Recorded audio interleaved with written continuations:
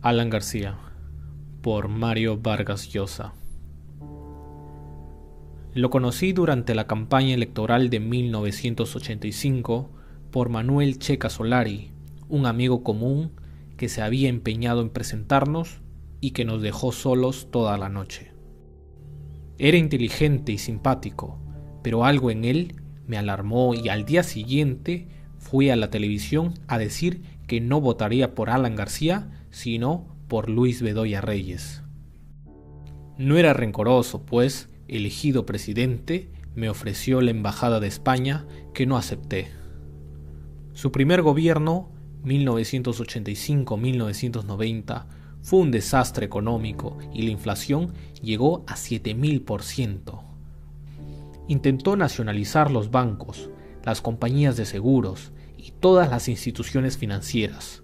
Una medida que no solo habría acabado de arruinar al Perú, sino eternizado en el poder a su partido, el APRA, pero lo impedimos en una gran movilización popular hostil a la medida que lo obligó a dar marcha atrás. Su apoyo fue decisivo para que ganara la próxima elección presidencial en 1990 Alberto Fujimori, quien 2 años después dio un golpe de Estado. Alan García tuvo que exiliarse.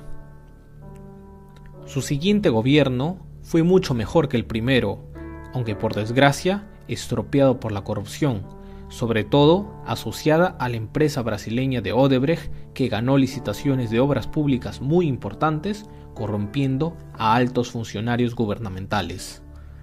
La fiscalía lo estaba investigando a él mismo sobre este asunto y habría decretado su detención preliminar de 10 días cuando decidió suicidarse.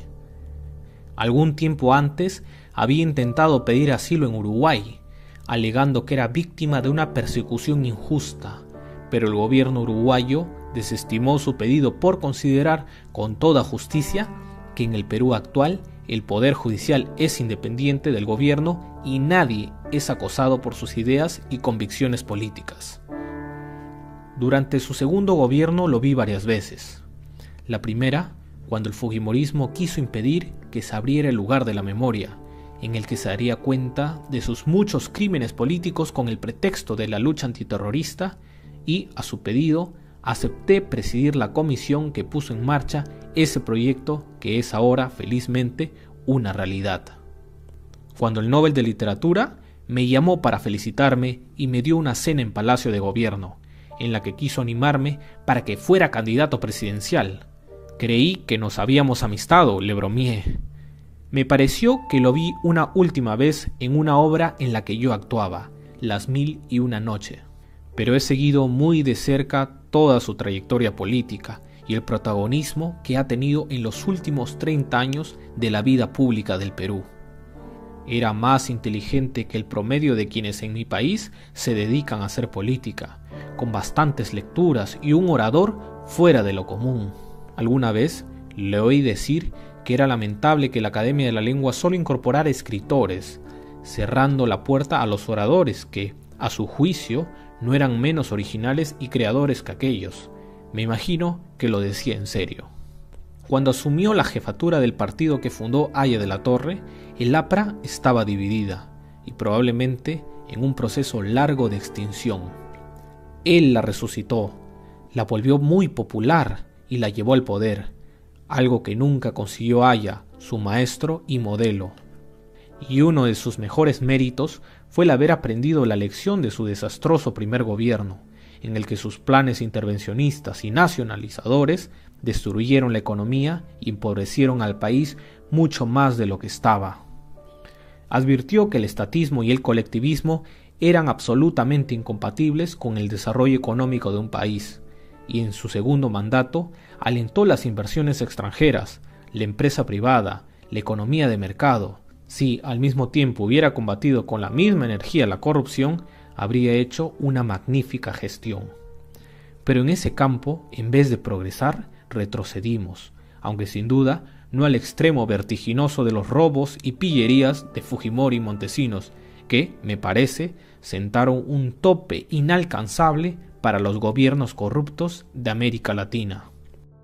¿Fue un político honesto, comparable a un José Luis Bustamante y Rivero o a Fernando Belaúnde Terry? 2 presidentes que salieron de Palacio de Gobierno más pobres de lo que entraron? Yo creo sinceramente que no. Lo digo con tristeza porque pese a que fuimos adversarios, no hay duda que había en él rasgos excepcionales como su carisma y energía a prueba de fuego.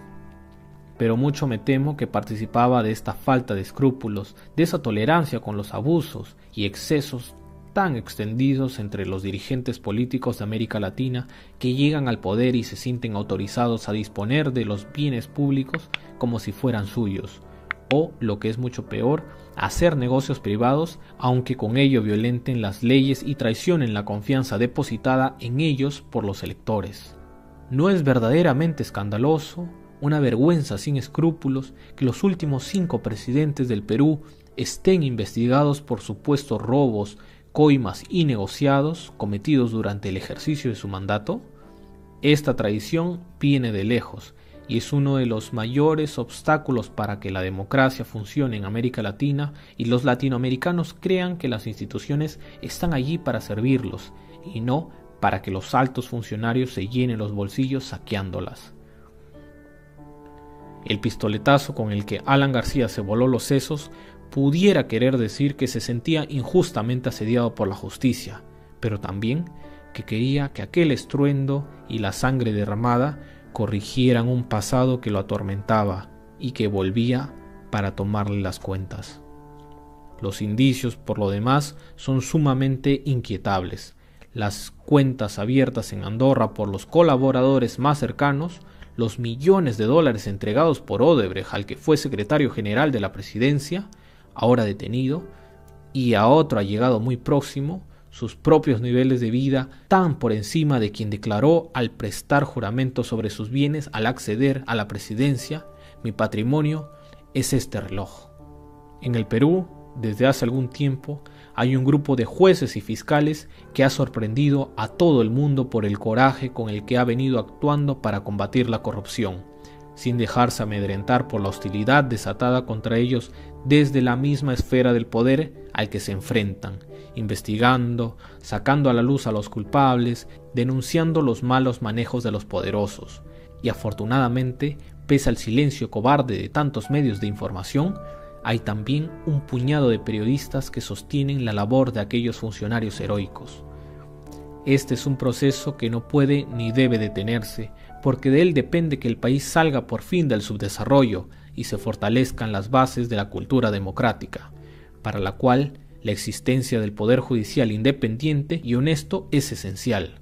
Sería trágico que en la comprensible emoción que ha causado el suicidio de Alan García, la labor de aquellos jueces y fiscales se viera interrumpida o saboteada y los contados periodistas que los apoyan fueran silenciados. Muchas gracias por ver este video. Si te gustó, te invito a suscribirte a Historia del Perú. Además, recuerda que puedes darle me gusta y compartirlo con tus contactos. Nos vemos la próxima semana.